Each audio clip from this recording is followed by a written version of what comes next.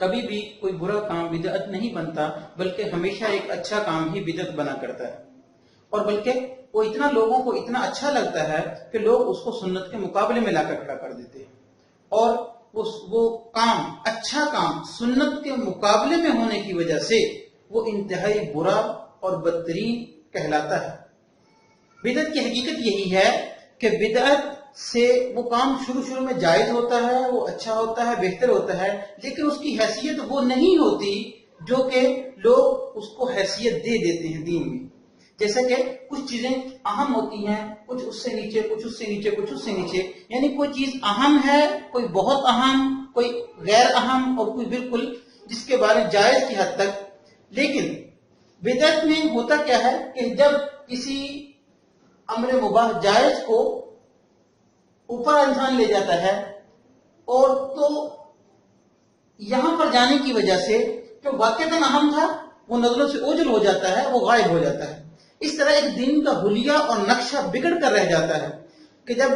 بدعات کی طرف فوکس کیا جاتا ہے تو جو واقعتاً اہم اور ضروری چیزیں ہوتی ہیں وہ نظروں سے اوجھل ہونا شروع ہو جاتی ہیں، اور اس طرح دین کا نقشہ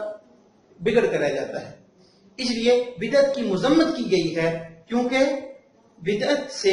دین کا نقشہ سارا کا سارا تباہ ہو جاتا ہے۔ کوئی تحریک نہیں چلانی پڑتی کہ اے لوگوں کلمہ بھول جاؤ، اے لوگوں نمازوں میں سستیاں کرو، اے لوگوں زکوٰۃ سے غافل ہو جاؤ۔ تو دین کے بنیادی اور اساسی مسائل سے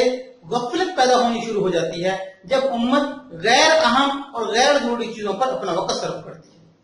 تو بدعت کی نحوستوں میں سے ایک سب سے بڑی نحوست یہ ہے کہ وہ ایک تو دین کا نقشہ بگاڑ کے رکھ دیتی ہے، دوسرا یہ کہ جو اہم چیزیں ہیں وہ غیر اہم پر فوکس کرنے کی وجہ سے نظروں سے اوجھل ہو جایا کرتی ہیں۔ لہذا مبلغ کے لیے یہ ضروری ہے کہ وہ دین کی اس ترتیب کا لحاظ رکھے کہ جس کی میں نے تبلیغ کرنی ہے، کس کی میں نے تعلیم دینی ہے، اور کون سی وہ چیزیں ہیں جس پر عمل تو کرنا جائز ہے لیکن وہ ممبر و محراب کا نہ موضوع بن سکیں گی اور نہ ہی وہ درسگاہوں کا موضوع بن سکیں گی۔ اور اگر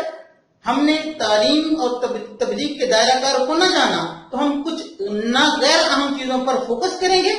جس سے دین کا یہ نقشہ بدل جائے گا، تو اہم چیزیں انسانوں کی نظروں سے اوجھل ہو جائیں گی۔